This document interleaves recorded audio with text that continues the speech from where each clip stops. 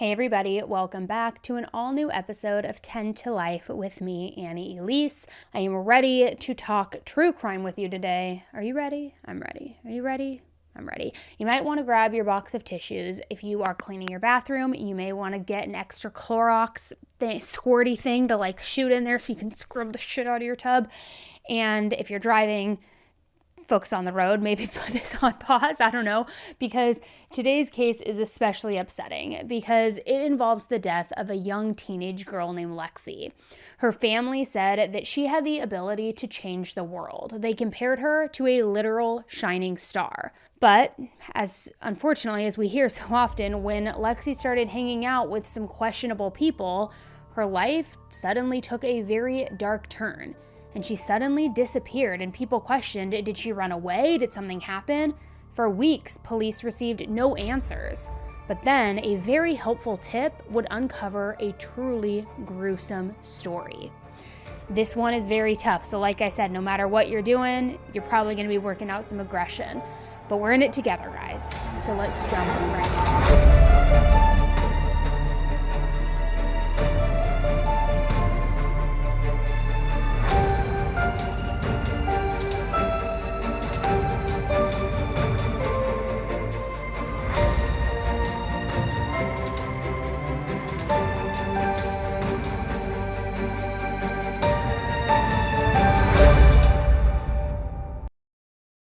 In 2011, Alexis, otherwise known as Alexis Rasmussen, was 16 years old. Alexis lived with her parents and her 3 siblings in Ogden, Utah. Ogden is a very picturesque, mid-sized town just north of Salt Lake City. Growing up, Lexi was close with her family, and she really considered her brother her best friend. Lexi had long blonde hair, big green eyes, she always had a smile on her face, and she was just a happy person. She was always optimistic, outgoing, and she just wanted to have a good time. She was known to make friends easily as well, and she could get along with most people that she was introduced to.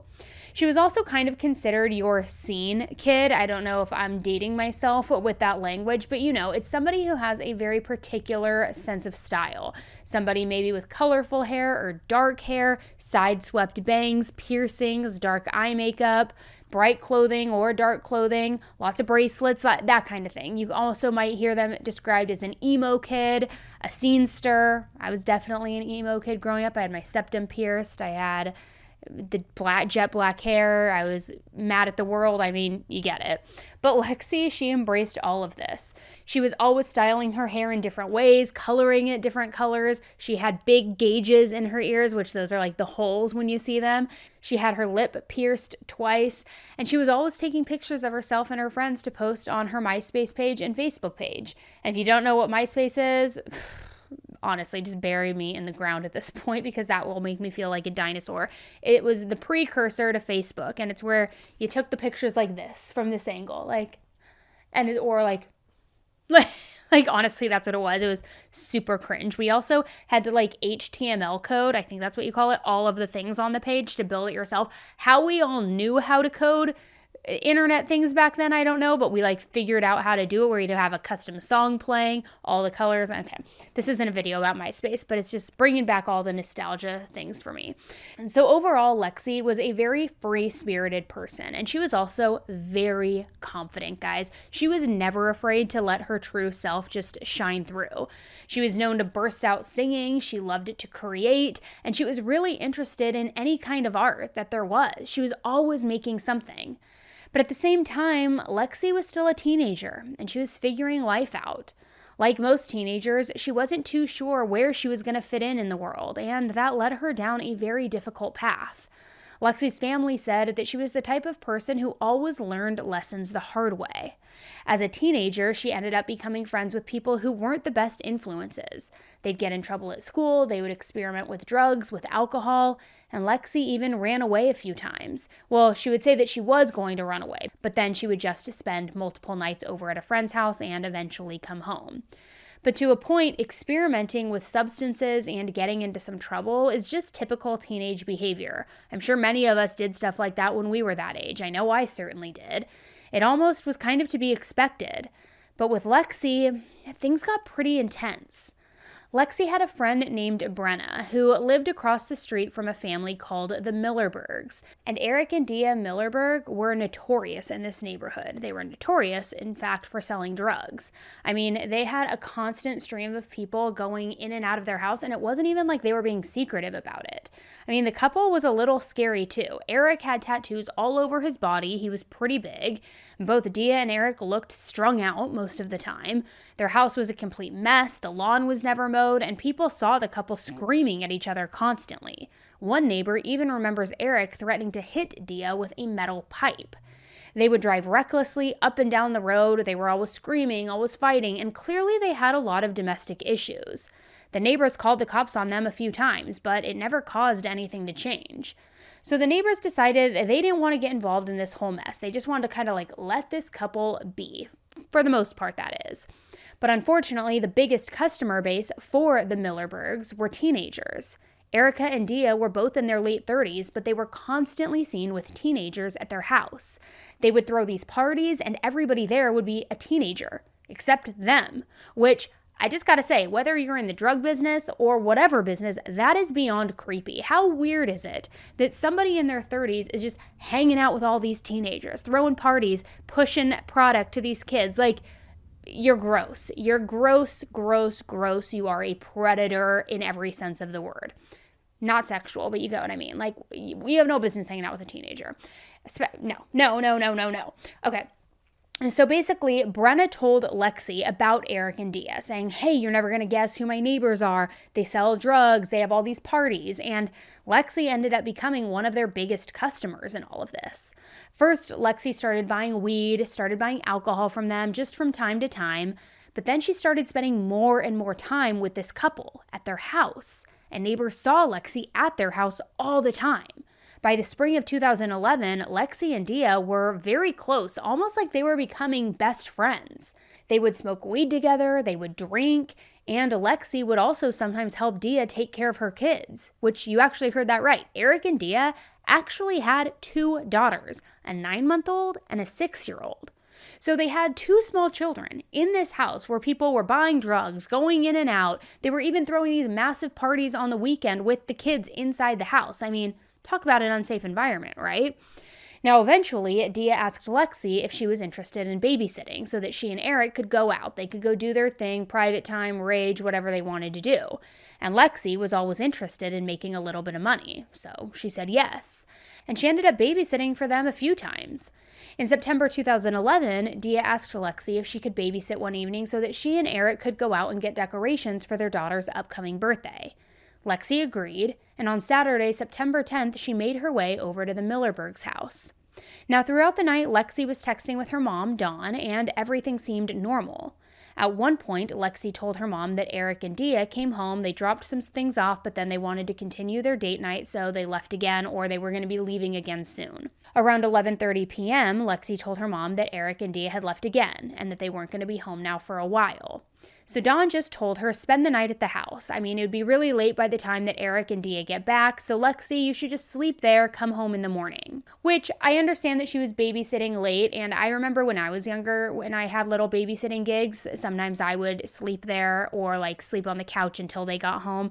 But given everything else we know about this couple, it just felt off. Maybe not the most safe idea for Lexi to be sleeping over at that house, right? But again, I remember when this was all too common. That was also back in the day where you would get literally a 12-year-old to babysit your newborn. I was the 12-year-old who was babysitting, and I would get paid $5 an hour. Times were raging back then. But you get what I mean. It just still didn't feel like the most safe recipe setup here, and probably wouldn't fly today. How many of you did that? But then Dawn sent around 10 text messages to Lexi, but she didn't receive a reply from her.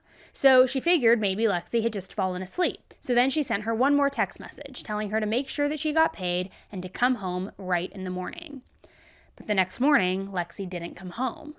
Dawn tried calling and texting, but obviously wasn't getting any sort of reply here. So she was worried. So she drove over to the Millerbergs' house to see what was going on. Now, Dawn had met Dea before, but this was the very first time that she met Eric, and she got bad vibes from him right away. Like I said, he was just kind of this scary looking guy. He was tall, muscular, a big bushy beard, tattoos everywhere. He even had a teardrop tattoo under one eye, which is a popular prison tattoo that can have multiple different meanings. So Dawn questioned Eric and Dea about where Lexi was, and they said that they had no idea. They said that when they came home around 11:30 p.m., Lexi was the one who left, not them. Lexi said that she had been texting her guy friend all night and that she was going to go meet him at a nearby elementary school. Dawn knew the friend that they were talking about, so Dawn found his number and she called him. He said that yes, he and Lexi were texting each other all night, but they never met up with one another. The last time that he texted her was around 12:30 a.m. on September 11th, but he hadn't seen her at all the day that she went to babysit. So as you can imagine, Dawn was even more worried at this point, and she decided to call the police. At this point, Dawn thought that maybe Lexi had probably just run away. I mean, after all, she had done it before, even though it was staying with friends. I mean, maybe that must be what's happening again here. But there was also a part of Dawn that was telling her that something more sinister had happened. In the past, when Lexi had run away or threatened to run away, she would actually tell her mom where she was going. She would also pack a bag with clothing, other essential items like that, but this time neither one of those things happened. So Dawn was just hoping for the best case scenario, like most people do in these situations.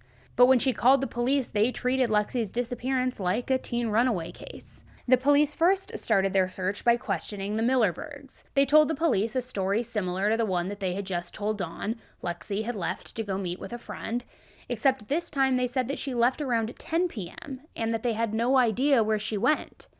Police also questioned the boy that Lexi supposedly went to go and meet. But again, he denied ever seeing Lexi that night.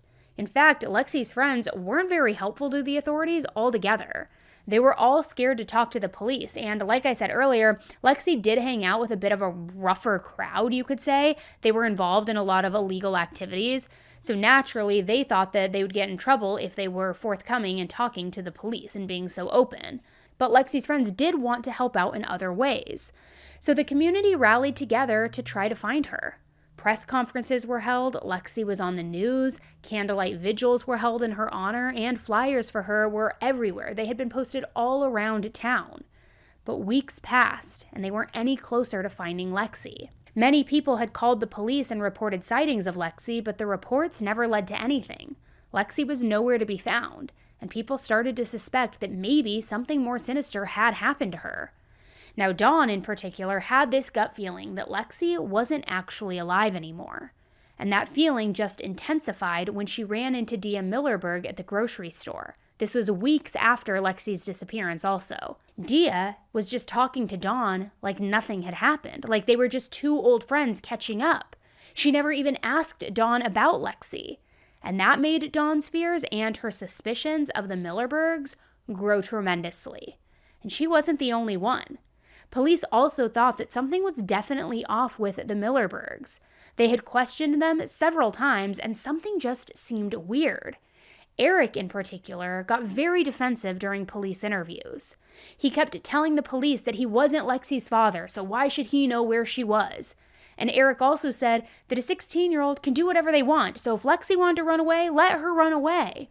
Now, I have to say, that is a pretty ridiculous sentiment, and it made the police even more suspicious of Eric and Dea, but, I mean, do you?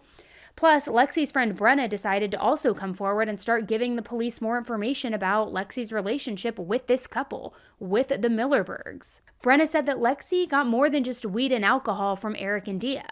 They gave Lexi meth, heroin, Xanax, and they even paid her in drugs in exchange for babysitting their kids. Brenna said that Lexi was a pretty frequent user of the drugs too, and that Eric had even taught her how to smoke meth out of a light bulb. I mean, very alarming and very unsettling as a parent myself. However, police weren't expecting what Brenna would say next. Not only did Eric and Dea sell Lexi drugs, but they also requested to have a threesome with her. You heard that right, guys. A middle-aged couple, well, not middle-aged, I guess in their 30s, but, older couple, old enough, was asking a teenager to have sex with them. Which, how disgusting can you get? In Utah, the age of consent is technically 16 years old, yes, but I think that we can all agree that a 16-year-old does not truly have the capacity to consent to sex with a nearly 40-year-old couple. Certainly not. Plus, they were also selling Lexi hard drugs. So who can say that Lexi was even in the right state of mind to understand what was going on? The word that comes to mind in my mind is grooming. Grooming. You're feeding them these drugs, you're pumping them with all of this stuff, you're acting like the cool house, the party house. Hey, just hang out here, spend the night here, babysit my kids, take a hit of this, let me show you how to do this. Hey, by the way, we like you, you're pretty, come into the bedroom, we want to have a threesome with you. Like, it makes me sick to my stomach. Now, by the time that Lexi disappeared, Brenna said that Lexi was going to Eric and Dea's house 2 to 3 times a week, and not just for drugs, but now for sex. And sometimes they would even meet up at hotels. And Brenna said that she suspected Eric as soon as Lexi disappeared. Brenna hadn't heard from Lexi all morning on Sunday, September 11th, so she went over to Eric's house and she confronted him. But Eric told her that he hadn't hurt Lexi, that he had nothing to do with her disappearance, and that he would never, ever, ever lay a finger on her. But as time went on and Lexi was nowhere to be found, Brenna started to think that Eric was lying. So Eric and Dea quickly became the main people of interest in this case, and the police started to look into them even more. And it turns out that Eric was never really a good guy. He had been in and out of prison from 1997 to 2006. He had a rap sheet a mile long, and he had been arrested for numerous things like burglary, unlawful discharge of a firearm, failure to stop at the command of a police officer, and so on. I mean, checkered past, to say the least. And even worse, Eric was a member of a white supremacist gang called the Silent Aryan Warriors. He had multiple tattoos affiliated with this group, and his nickname in the group was Rooster because of his bright red hair. So things are starting to look a little bit questionable, right, to say the least. But there was also no indication that Lexi had run away. Her friends hadn't seen her, her family hadn't heard from her. The last people to have seen Lexi was this drug-dealing white supremacist couple who was like grooming this girl, feeding her drugs in exchange for sex, allegedly. I mean, it was not good. So investigators finally now accepted that they were likely no longer looking for a runaway teenager. They were more than likely probably looking for a body. Then, on October 7th, about a month after Lexi disappeared, both Dea and Eric were arrested. But it wasn't for Lexi's disappearance. Dea, who was a nurse, was arrested for prescription fraud. Eric was on probation from a credit card fraud incident from 2010, and he failed to pass a drug test, and he tested positive for OxyContin and for heroin. He claimed he needed the drugs because he was in pain from an old surgery, but ultimately he was sent to prison for 5 years for violating his probation. Then, just days later, on October 9th, police received a warrant to search the Millerberg home. They never stated what they were looking for, but they were seen by neighbors leaving the house with multiple bags of evidence. Meanwhile, the police investigation of Lexi's disappearance was continuing, but they weren't getting any closer to actually finding out what exactly happened to her or where she was. But that would all change when 2 of Eric's fellow gang members came forward to the police. One man's name was Eric Peanut Smith. He said that Eric had contacted him on the night of Lexi's disappearance. Eric told Peanut to come to his house, to bring a car, and not to ask any questions. However, Peanut ended up not going to Eric's house that night, but he went there on Monday, September 12th, the very next day. When Peanut arrived at the house, Eric told him that he needed his help moving a body. He said that Lexi had overdosed at their house on the night of September 10th, and that Eric and Dea had dumped her body in the woods right off of the highway. Peanut asked Eric why they hadn't just called the police, and Eric said that he wasn't going to go back to prison and that Dea was also worried about losing the kids. Eric was also worried that Lexi's body wasn't deep enough in the forest and that somebody would find her. So, Peanut and Eric drove to the area where Lexi's body was dumped. It was off I-84 near the Weber River, and her body was behind some foliage, but not hidden very well. So they decided to move her body a little bit further back, and they even tried digging a grave. The ground, however, was too rocky, so they just placed Lexi's body in a trash bag and then they left. Now, the second gang member who went to the police said that Eric had told him what happened, but that he refused to help once he learned this crime involved a teenage girl. Instead, the man went to his attorney, who then went to the police. Peanut eventually took the investigators to the area where Lexi's body was dumped, and at this point, it was October 18th. And Lexi had been missing for about 5 weeks. Now, what investigators found was truly horrifying. It was the body of a teenage girl, folded in the fetal position, partially stuffed in a trash bag. And the body was so badly decomposed that it was hard to identify if it was actually Lexi or not. However, the neon-colored toenail polish, the jewelry, and the jawline made all of the officers think that it was Lexi. They had been looking at so many pictures of Lexi for so long they felt like they could identify her anywhere. Police did tell the public that they had found a body, but they didn't say if it was Lexi or not. Police found a body in Morgan County yesterday that may be a missing Ogden teenage girl. 11 News reporter Julianne Horsley went to North Ogden, where the police say they are still investigating. A tip led police to the grave, and they're questioning if the remains are of missing teen Alexis Rasmussen. Police expected to identify the body yesterday, but it turned out to be more complicated than they thought. Friends and loved ones gathered on the steps at the North Ogden Police Department, waiting to hear of any news regarding their best friend Alexis Rasmussen. Police found a body in Morgan County, and the thought of it being Alexis's brings anxiety to our loved ones. Police are looking into suspects but aren't identifying any.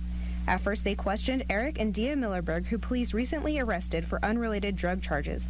But to Alexis's loved ones, what's important is to find out if their friend is alive.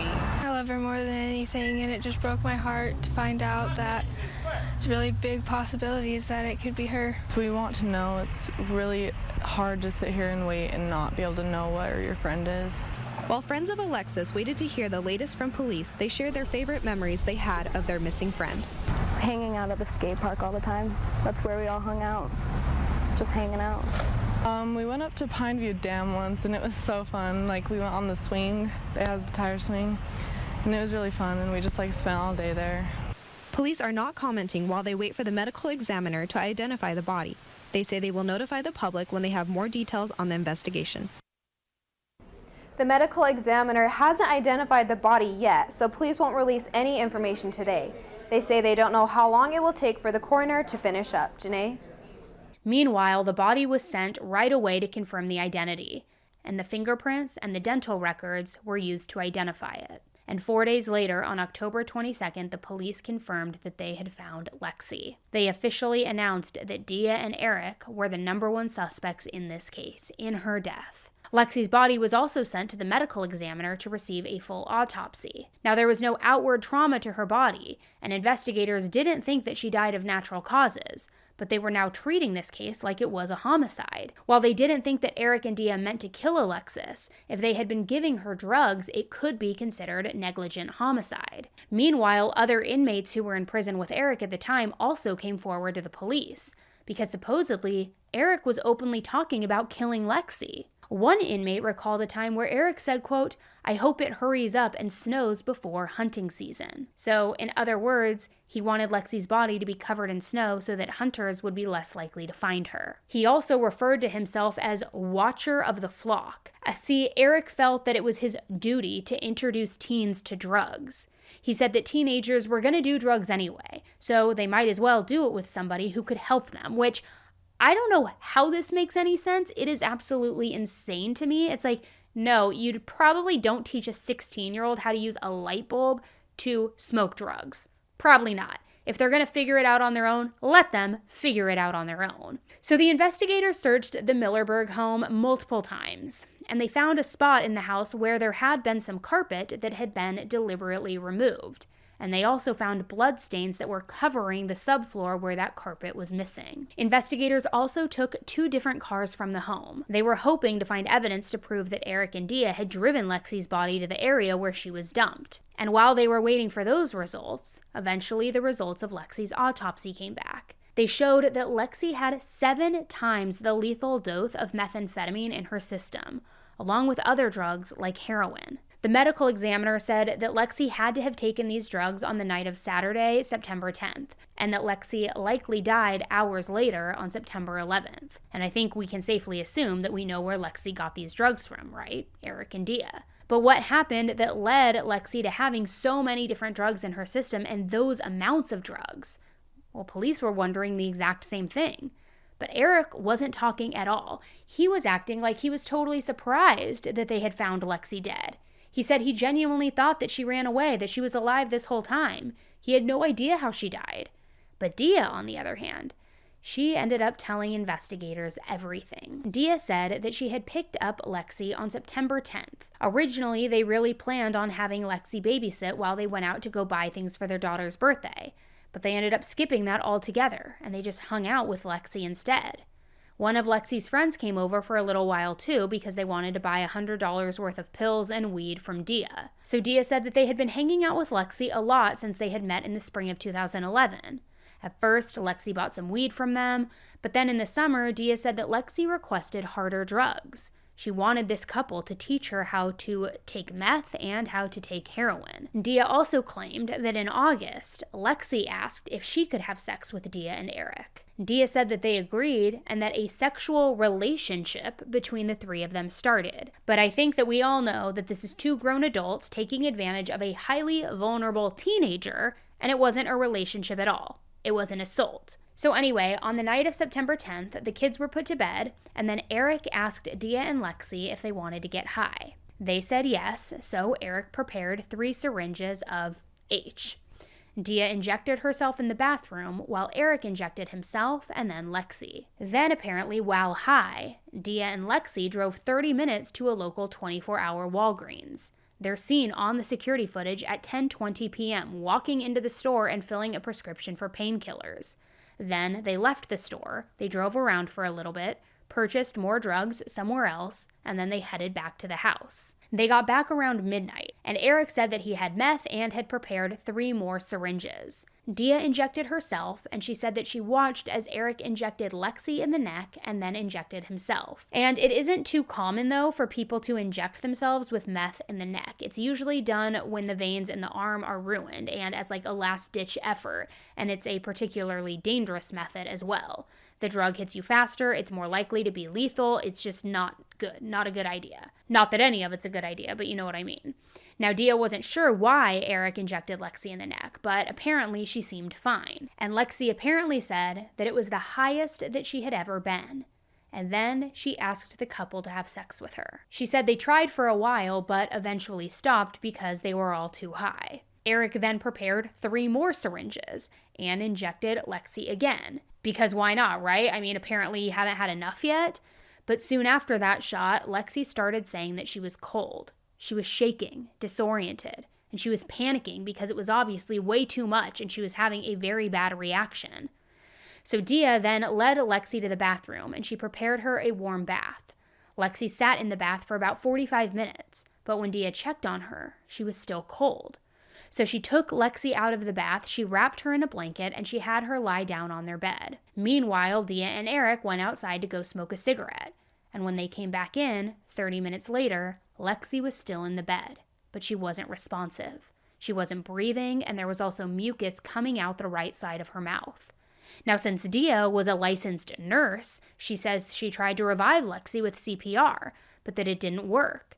So now the couple panicked. Eric was saying he couldn't go back to prison, and they were both worried about losing their kids, so they talked about calling the police, but Eric refused. So Dea got Lexi dressed, placed her body in a trunk, and then they put her in the trunk of the back seat of their car and they took off. And they left their 6-year-old at home alone and took the baby with them. They drove all around town looking for a place to hide the body, and they eventually decided on that remote area near I-84. They found a spot, they dug a shallow hole, and they placed Lexi's body in the grave. Then they covered it with a blanket. They then drove around town until they found a random dumpster. They threw away Lexi's purse and the trunk that they had used to put her body in. Then they drove to another dumpster and they took the carpet out from the back of their car. They threw that away because they didn't want to leave any evidence in the car. And then Eric even sold the car weeks later, thinking they were getting away with the perfect disposal, the perfect crime. And although Dea had come forward and confessed, she was trying to put all the blame on Eric. She said that he was the one who injected Lexi with those drugs. And Dea was also putting some of the blame on Lexi. She was saying that Lexi asked for the drugs, Lexi asked for sex, Lexi asked to hang out with them. But again, Lexi was 16 years old. So if Lexi was really asking for those things, it's up to the adult in the situation to refuse. Police ended up being able to track down the person who bought the car from Eric, and they found that it was missing the carpet in the back, just like Dea had said. So finally, in early 2012, Eric and Dea were officially charged with Lexi's death. Dea was charged with desecrating a body, obstructing justice, and illegally obtaining drugs.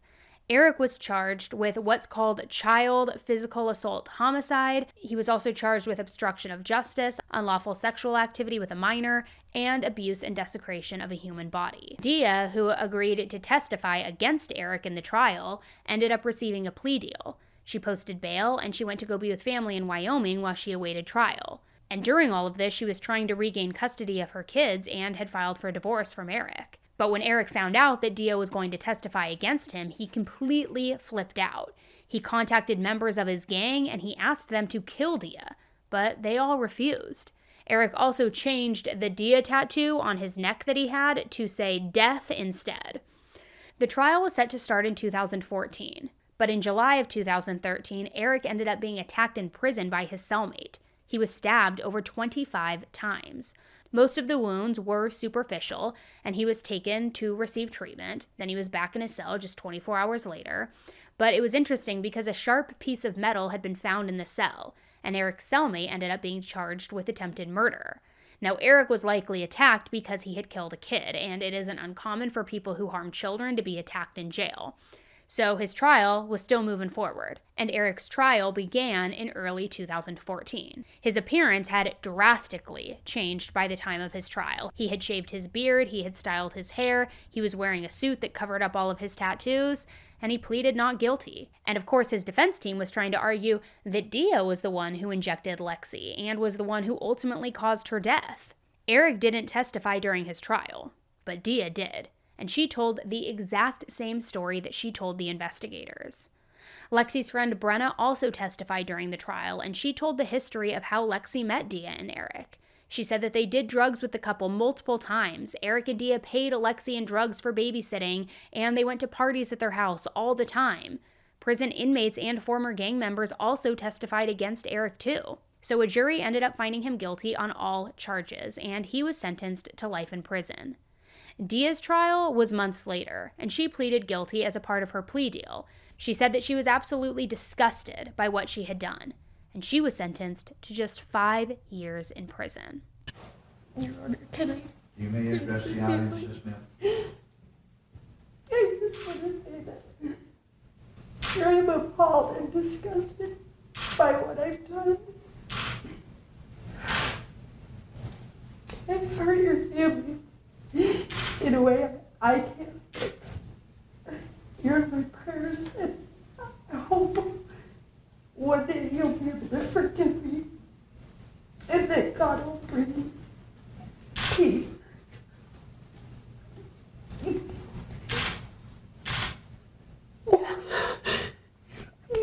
Your Honor,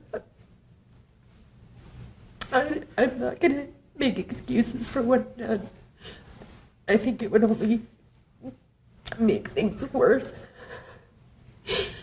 I have no way to express the magnitude of grief that I feel for Alexis' family for what I've done. But I take responsibility. And thank you for just letting me say my piece. Thank you. The bottom line is, Ms. Millerberg, as you can probably tell from where I've headed, I do think that prison is the appropriate sentence in this particular situation. I realize that 3 years of allowing you to rebuild and your family and everything of that nature, and then to come in and say, okay, Judge, you're going to destroy that. But I take these cases as I find them to be. I didn't have any control that it took 3 years to bring this to trial.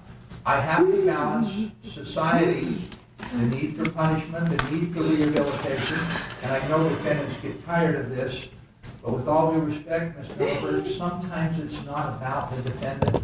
I know you have needs, I know you have children, I know you have families, but sometimes, you do such acts that are such extreme and so heinous and depraved, burying this young girl's body and hiding it from the police. You've got to balance that, and you have to put it all in perspective. It's going to be the order and sentence of the court that you're to serve 3 indeterminate terms in the Utah State Prison of 0 to 5 years.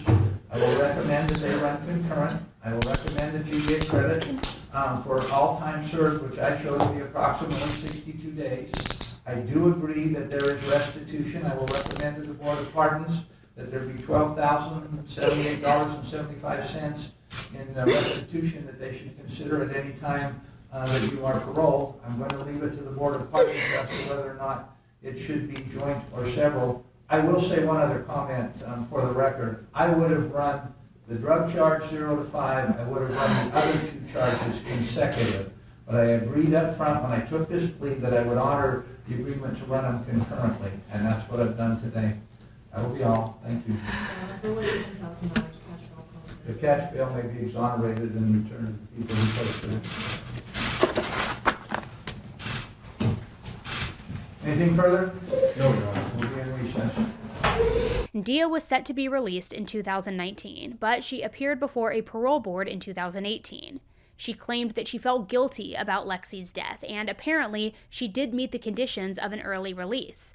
So she was released on parole in October of 2018, which, how ridiculous is that, guys? Because already the 5-year sentence, in my opinion, was way too lenient. But this is a grown woman, a full-grown adult, who helped provide a minor with drugs, sexually assaulted her, in my opinion, disposed of her body, and she was only in prison for 4 years? How does that equate? How does that make any sense? Lexi's family has talked about how much her death has impacted them, and they said that Lexi, like I said in the beginning, was truly just a shining star, that she would have had the absolute ability to change the world before her life was cut short, so senselessly, so tragically. So because of this, they started an organization called Lexi's Legacy. It raises money for kids who are struggling with drug addiction. Now, unfortunately, there was a lot of victim blaming going on in this case. There were people who genuinely didn't think that Eric or Dea should be held responsible. They thought that Lexi was making bad choices that ultimately led to her own death. But again, Lexi was 16 years old. I think some people really forget how easily influenced teenagers are. They aren't making the best decisions, and they don't know how those decisions will affect their future. So why should they be held responsible when adults are taking advantage of them? There's also the argument that their brains aren't even fully developed yet. So who's to say what decisions really are their own and are done of, I don't want to say free will, but that aren't manipulated or controlled in some sort of way? And it's actually a pretty interesting debate because we've talked about how that same argument has been used to excuse the actions of teenagers when they murder somebody. So I would love to know what you guys think in all of this. In the case of Lexi, 2 adults, full stop, were actively encouraging her bad behaviors. Grooming her could even be argued in this. They were providing her with the means to get high, the opportunity to make bad choices, and it could be argued, did she even make the decisions that she made herself? Or was she completely taken advantage of? To me, it definitely seems like the latter, and I also have to question, I know that Dea was saying that Lexi's the one who propositioned them for sex. Maybe it's true, but I think it's way more likely that they were propositioning her and that it was in exchange for the drugs. That was the payment, but I don't know. That's just where my mind goes. What do you think? What do you make about all of this? Do you think that it was accidental? Do you think that they loved getting her high because then they could play with her like a toy and they could do whatever they wanted? Leave your thoughts below in the comment section. I'm curious to know what you guys think. Also, what do you make of Dea's sentence? Because I personally think it was far too light. And the fact that she's out on the street again as a proven predator gives me a lot of pause. As a parent, as a human being, as a once teenager, I mean, it does not sit right with me. So let me know what you guys think. I know that this one was definitely a difficult one to hear, but I really do appreciate you hearing Lexi's story. I think it's not only important so that her voice can carry through and live on, but also to serve as a reminder if you're a teenager, if you have teenagers, please, please, please be careful with who you surround yourself with and be very, very careful when it comes to drugs. I know people will try alcohol here and there, light drugs here and there, maybe hard drugs here and there. Not always, but sometimes. Just be cautious because it is very scary and you never know what's going to be starting as something fun you might think, or testing it and just dabbling in it, seeing what it's like. It could end disastrously, catastrophically, I mean, fatally. So please just rethink it before you decide you want to tap into that whole world, because it is a very dark and slippery slope. All right, guys, thanks again. And until the next one, stay safe. Bye.